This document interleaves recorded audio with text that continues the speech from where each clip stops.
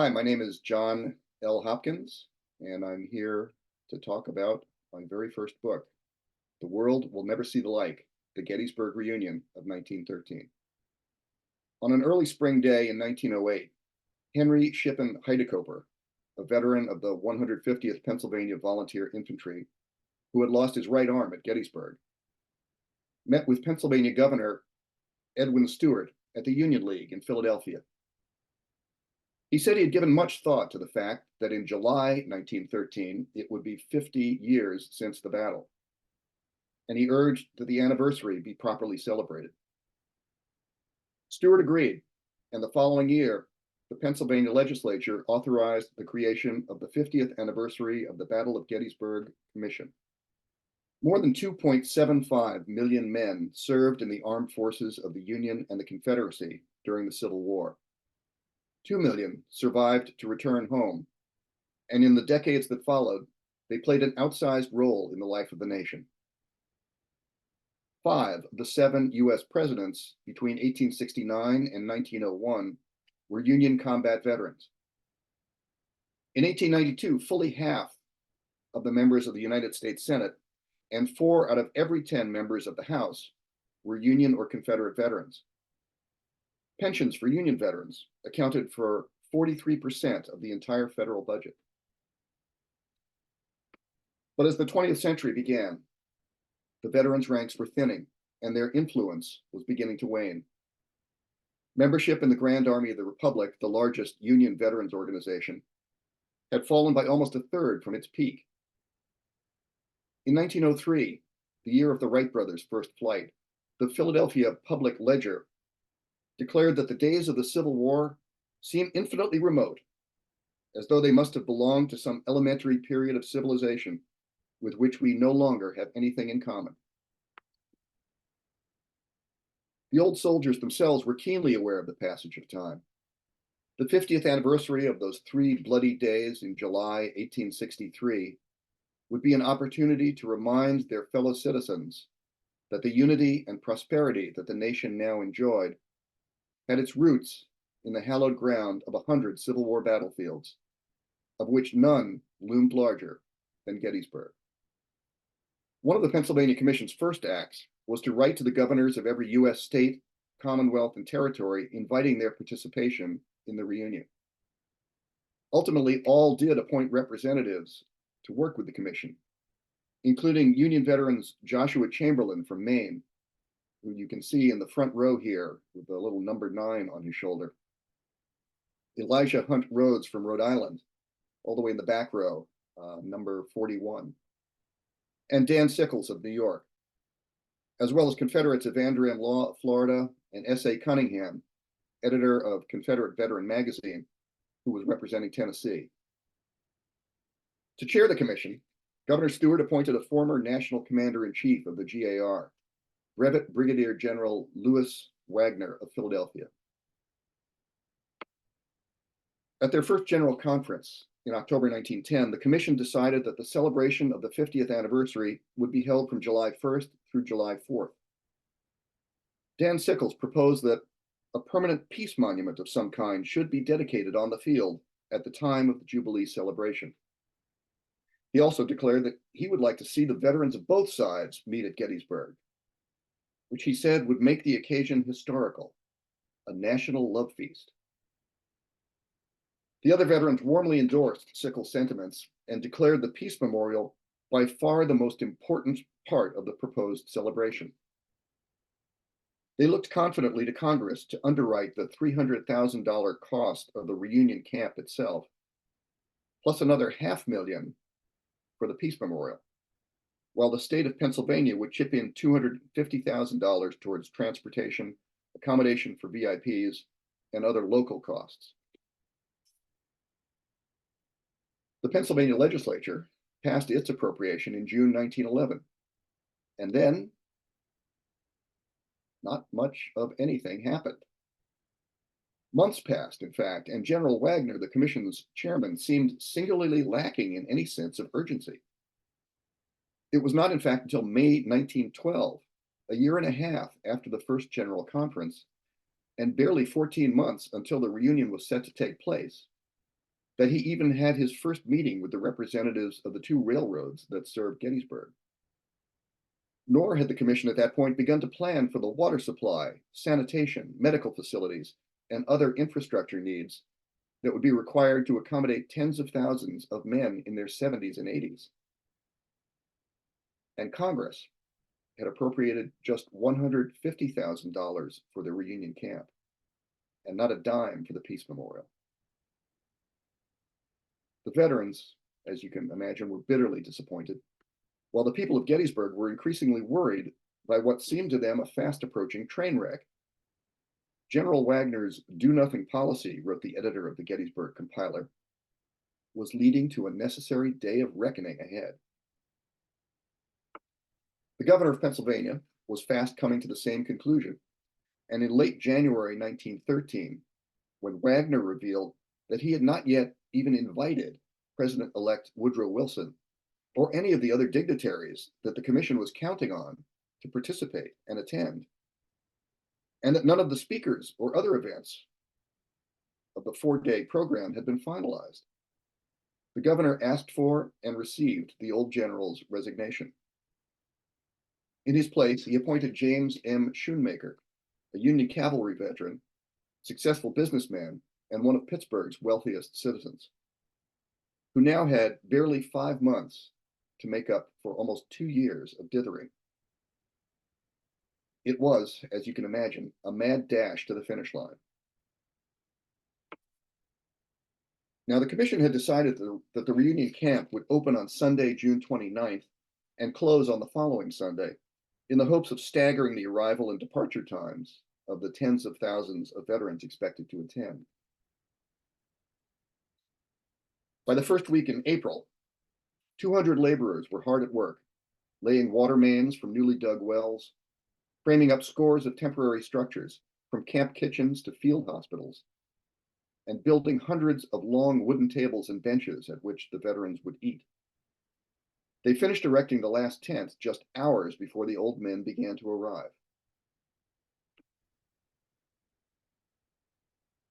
The camp itself, shown on this map, covered 280 acres from Confederate Avenue on the west, at the top of this image, to the Emmitsburg Road on the east, and from South Street to a point just north of the high watermark monument. More than 6,500 tents were laid out along 47 miles of company streets, illuminated by 500 electric lights. There were 173 field kitchens, 2 full field hospitals, 11 aid stations, a temporary post office, and a 13,000-seat tent where the main events, along with dozens of state and individual reunions, would take place. And in a rail car on one of the new sidings that the railroads had built in town were 100 coffins. The Army doctors anticipated that the veterans' advanced age, combined with the heat and long distances many would have to travel, would exact a steep toll. Overseeing the entire encampment was Brigadier General Hunter Liggett of the U.S. Army. The 1,465 officers and men under his command included Lieutenant Simon Bolivar Buckner, son of the Confederate general of the same name, who served as liaison to the scores of newspaper reporters and photographers covering the event. The cavalry detachment assigned to patrol the battlefield park's roads included another young lieutenant named George S. Patton, Jr., whose great uncle had been mortally wounded in Pickett's charge. As you can imagine, the logistics of transporting more than 53,000 veterans to Gettysburg, about 48,000 Union men and 8,000 Confederates, were daunting. Special trains departed from Detroit and Minneapolis, Richmond and Charlottesville, Portland, Oregon, and Portland, Maine, where Joshua Chamberlain saw his old comrades off, and then, under strict doctor's orders that it would be extremely hazardous to his health to accompany them, reluctantly returned home. By nightfall on Sunday, June 29th, 21,000 veterans were in camp. And around 2 a.m., they were awakened by a pair of loud explosions, and the air was split by the unmistakable rebel yell, out near Seminary Ridge, where most of the old Confederates were quartered.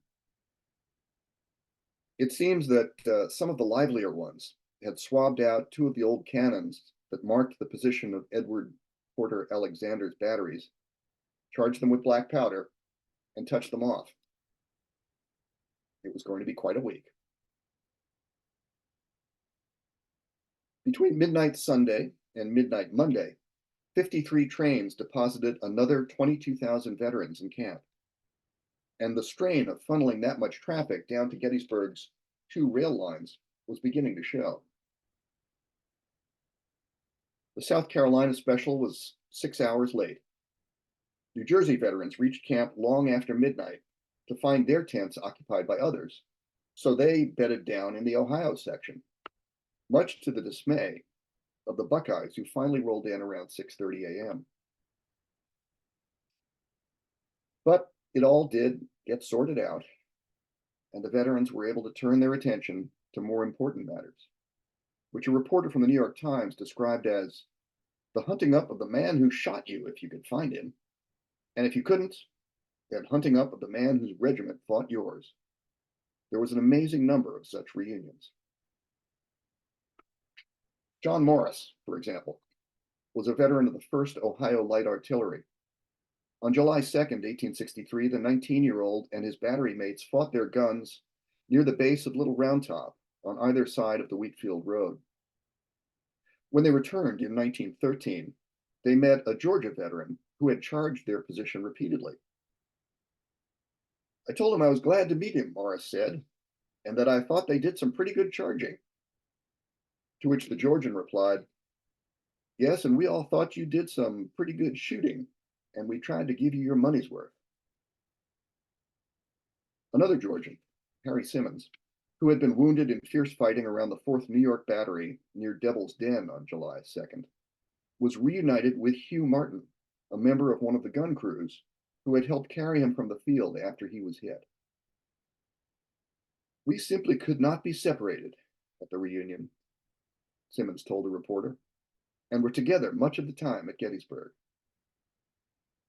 Some, like 82-year-old Confederate Colonel Thomas Taylor Munford and 76-year-old Captain George N. Bliss of the 1st Rhode Island Cavalry, arranged in advance to meet at the reunion and ended up talking for hours together. But many more met serendipitously. A Virginian who had lived in Missouri since the close of the war found a tent full of his old comrades of the 11th Virginia. It's sure a treat for sore eyes, he said. I never expected to see you boys again. A Union veteran from Harrisburg was reunited with 3 fellow members of the 81st Pennsylvania, whom he had not seen since the Grand Review in Washington in May 1865. E.V. Kaufman of the 10th Virginia was able to return a Bible to the friends of a man killed at Spotsylvania Courthouse. Back when the reunion was being planned, there had been considerable discussion of whether Confederate veterans would be permitted to wear their UCV uniforms, like this gentleman on the left, and carry their old battle flags. Former Confederate General Felix H. Robertson of Texas thought that if Union veterans were permitted to wear their GAR uniforms, the same courtesy should be extended to those who wore the gray. Others disagreed, including Elijah Rhodes, who thought all should go to the encampment solely as American citizens. Robertson was equally adamant on the question of battle flags. At the Pennsylvania Commission's 3rd General Conference in January 1913, he declared, I want to wave in your faces again the very Texas Brigade battle flag that we shook in your faces on July 3rd, 1863. If you were able to drive it back then, its faded colors can do you no harm now. Governor John Tenner settled the matter by declaring that the old rebels were the guests of the state of Pennsylvania, and it made no difference to him whether they came in civilian attire or their UCV uniforms, or carried their old battle flags. And so, when the reunion opened, on the Confederate side of camp, the old flags were displayed with pride, though not entirely without controversy. According to Vermont veteran Frank Kenfield, Many of the boys took exception to the Confederate flag and considered it an insult to that emblem of liberty for which they had fought 4 long years to sustain. Of course, as far as controversy is concerned, arguably the two most controversial figures connected to the Battle of Gettysburg were Major General Daniel E. Sickles of the Army of the Potomac and Lieutenant General James Longstreet of the Army of Northern Virginia. Sickles, for moving his Third Corps without authorization, some 1,500 yards forward of the rest of the Union line on Cemetery Ridge, where it was shattered by the Confederate attack on the battle's second day. Longstreet, for his alleged tardiness in launching that attack, and his well-documented lack of enthusiasm for Pickett's charge the following day. But above all, because lost cause partisans like Jubal Early in the years after the war needed a scapegoat to deflect any hint of blame for Gettysburg's outcome from the sainted Robert E. Lee. By 1913, Longstreet was 9 years in his grave, but his widow, Helen Dortch Longstreet, a former newspaper reporter and fierce defender of her late husband's legacy, was very much alive and came to Gettysburg, where she filed stories that were syndicated in papers across the country, as did the 92-year-old Sickles, still eager to explain to anyone who would listen the indispensable role he claimed to have played in the Union victory. Sickles began his July 2nd newspaper dispatch with characteristic modesty. The thronging hordes who have motored and walked and trolleyed to my camp today have swept their hats off and hailed it as Sickles' Day. And so I have always regarded July 2nd. It was upon this day in '63 that I lost my leg and did my little part by the mercy of God to preserve the Union. If I had not taken the initiative, our left would have been lost. Longstreet said I won the battle by my advance move. Mrs. Longstreet backed him up. It was his victory, she told her readers. As for her late husband, she declared that all the fighting worthy of the name for the Southern cause at Gettysburg on July 2nd and 3rd, 1863, was made by Longstreet, the hardest fighter in the Confederate service. He was easily the superior of Lee as an offensive tactician. Now that evening, around 7 p.m., two Virginians in their mid-30s who had accompanied their veteran fathers to the reunion were drinking in the packed dining room at the Gettysburg Hotel, listening to a Union veteran across the table holding forth on the beauty of the character of Abraham Lincoln. One of the young Virginians, W.B. Henry, leaned across the table and described the martyred president in vile terms having to do with his affection for African Americans. The veteran picked up a heavy glass tumbler and threw it at Henry, who leaped up and pulled a knife. As women screamed and other diners scrambled to get out of the way, two waiters and a bellhop were stabbed as they attempted to subdue Henry. He made it as far as the sidewalk, slashing several others on the way, where state troopers wrestled him to the ground and placed him under arrest. Now, Gettysburg's saloons, which normally closed at midnight, had been running around the clock since the reunion opened. But the headlines the next morning were not the sort to encourage post-reunion tourism to Gettysburg, and the town fathers decided to order all bar rooms to close at 11 p.m. for the remainder of the week. If July 2nd had been Sickles' Day, at least in Dan Sickles' mind, there was no question that July 3rd was going to be Picket Day. Even though nearly as many North Carolina regiments took part in the third day's assault on the Union Center as those from Virginia, 15 and 18 respectively, along with a dozen more from Alabama, Tennessee, and Florida. For the average American in 1913, Pickett's charge was all about the Virginians. These were the men, the Philadelphia Inquirer declared, whose memories hold more of the tragedy of the battle than any others. Fewer than 100 survivors of Pickett's division attended the reunion, but they were, according to a Union veteran, the Confederates most sought after in the camp, readily identifiable by their white silk badges, 6 inches long by 2.5 wide, which bore the words Pickett's Men, 1863 1913, Sic Semper Tyrannis, July 3rd, Gettysburg. The reunion's organizers had designated 2 p.m. on July 3rd as the moment when Pickett's charge would be reenacted. In deference to the veterans' age and the blistering heat, temperatures hovered in the 90s and topped 100 more than once during the reunion. The Virginians formed up on the Emmitsburg Road rather than cover the whole distance over which they had advanced 50 years earlier.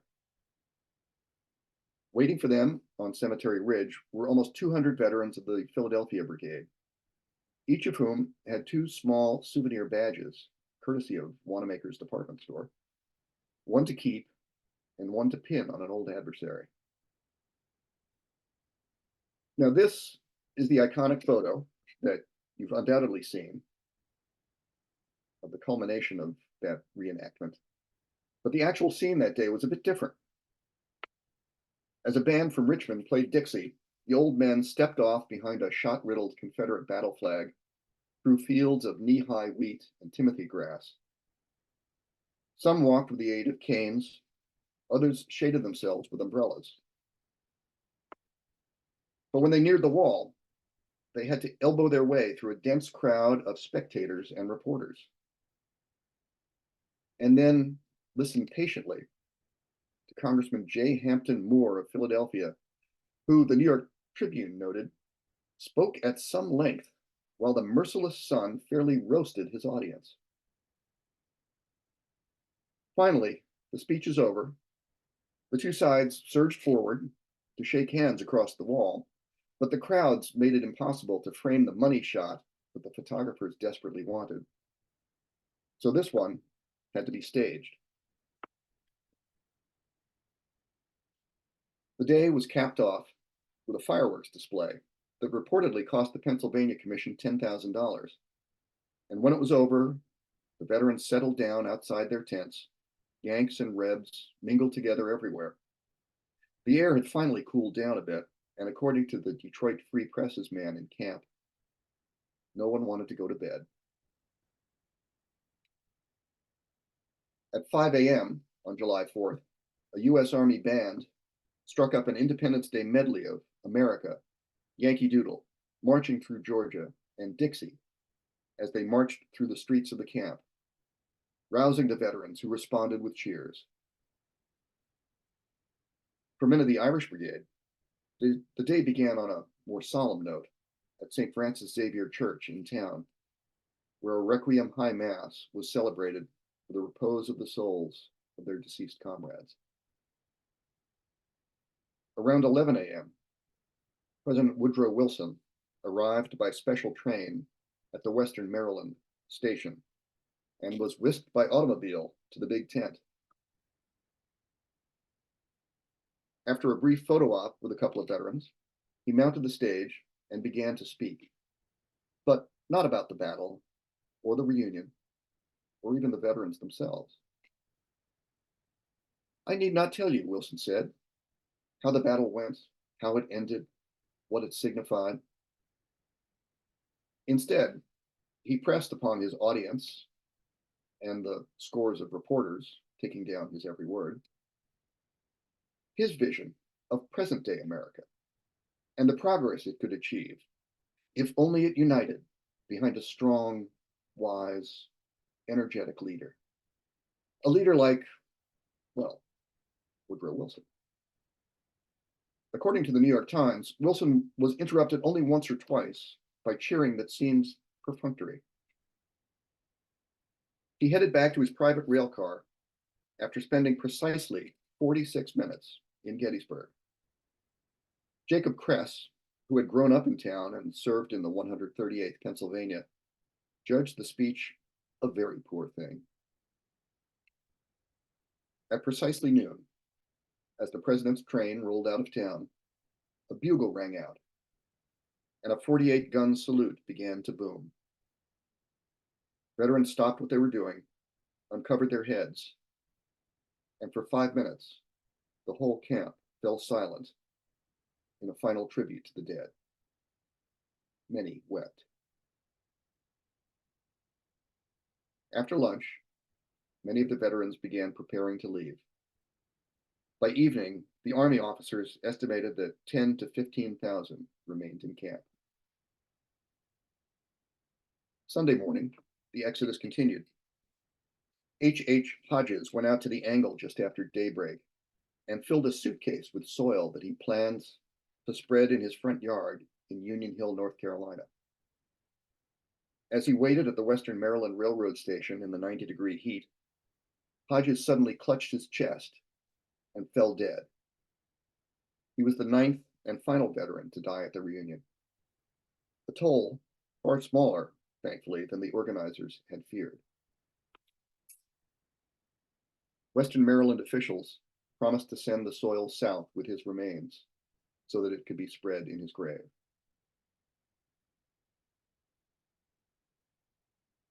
For the men on both sides, the reunion had been an event unlike anything they had ever experienced, and its impact was profound. There never has been, nor there never will be, any such gathering of men again, wrote North Carolina veteran A.H. Boyden to his new friend Robert Drummond in New York. It has cemented and absolutely blotted out whatever little hatred might have remained in the hearts of the men who wore the gray. A Union veteran wrote to an old Confederate, "It has permanently altered my point of view and forever changed my thinking. I tell all my friends that you men are first-class Americans." Newspapers across the country deemed the reunion an unqualified success. As a moral spectacle, declared the Christian Science Monitor, the analog of the event cannot be cited from ancient, medieval, or modern history. The secret to that success, said a former commander of the United Confederate Veterans, was really simple. Everyone simply ignored the differences which led to the war. Indeed, speaker after speaker at the reunion from both North and South had offered up central elements of the lost cause myth. That each side had fought for the right as they understood it, that the South had taken arms to defend states' rights, not slavery. And emancipation was referred to obliquely, if at all, as an outcome of the war. The emphasis was overwhelmingly on the restoration of the Union. And the war was framed as a titanic clash of men of common Anglo-Saxon heritage and blood. Nowhere in this lovingly constructed Civil War memory was there a place for the more than 180,000 African Americans who also had fought to restore the Union and to liberate nearly 4 million of their enslaved brethren. You would never know it from the contemporary press coverage or the 270-page final report of the Pennsylvania Commission, but there were, in fact, veterans of the United States colored troops at the 1913 reunion. 50 came from Thomas Hamilton Post number 56 of the GAR in Trenton, New Jersey. A dozen from David R. Stevens Post 520 in Harrisburg, Pennsylvania, and still others from New York City's Thaddeus Stevens Post 255. In my research for this book, I was able to identify 16 of these veterans by name, including Henry Charles of the 55th Massachusetts, Alfred Williams of the 29th Connecticut, and Cassius Mars of the 41st U.S. Colored Infantry. Black veterans appear in just 2 of the hundreds of photos preserved in the state archives in Harrisburg, and you have to look very carefully to find them. Here's a crowd of Pennsylvania veterans arriving in their section of the camp. On the far left of the frame, an African-American veteran looks toward the camera. On the right, another, wearing a bowler hat, stands with his back to the photographer. It's a little bit easier to see them here. Here's another wide shot of veterans around the Pennsylvania Memorial. including these two gentlemen sitting on the steps. Needless to say, USCT veterans are absent from the photos that ran in the newspaper. The veterans hoped that the good feelings and positive press generated by the reunion would help revive their dream of a peace monument. In September, the Gettysburg Peace Memorial Association was formally launched, with Joshua Chamberlain and Evander Law as honorary presidents. The group set about lobbying members of Congress, and by the summer of 1914, they were cautiously optimistic about their prospects. But the outbreak of war in Europe dashed those hopes. Their chief congressional ally told them that no appropriation would be forthcoming. It would take another quarter century for the peace monument to be built. None of the organizers of the Gettysburg Peace Memorial Association would live to see it dedicated. I'd like to close with these two gentlemen, who, for me, exemplify the spirit of the 1913 reunion. On the left is Frank H. Cobb of the 1st Regiment of Berdan's sharpshooters. On the right, William H. Sanders of the 11th Alabama. They met for the first time while on picket duty along the Rappahannock River in 1863, where they swapped tobacco for sugar and coffee. A year later, when Cobb was seriously wounded and captured in the wilderness, their paths crossed again as Sanders, the 11th Alabama's regimental surgeon, saw to his treatment. After the war, Sanders set up a medical practice in Mobile, and Cobb went home to Hudson, Michigan, where he worked as a railroad clerk. They corresponded for a time after the war, but eventually fell out of touch. Then in March 1913, Sanders wrote to the postmaster in Hudson, seeking to find out if Cobb was still alive. He was, and they resumed their correspondence and made plans to meet at the reunion, where they spent 2 days walking over the battlefield together. When the reunion in Gettysburg was over, Sanders traveled back to Hudson as Cobb's highly honored guest, according to the local paper, and 200 townspeople turned out for a reception in his honor. The veterans were sure that this gathering of 53,000 old comrades and former foes would be remembered for as long as the Battle of Gettysburg itself, but it was not to be. As the old soldiers faded away, so too did the public's memory of the 1913 reunion. I hope you'll agree that it deserves to be reclaimed from history's footnotes. Thank you very much for your attention. My book, The World Will Never See the Like, The Gettysburg Reunion of 1913, is available from Savas Beatty in hardcover, ebook, and audiobook formats at savasbeatty.com. There's obviously a great deal more to this story than I can cover in 30 minutes, but I hope I have at least piqued your interest. And now I'll be more than happy to take any questions you might have.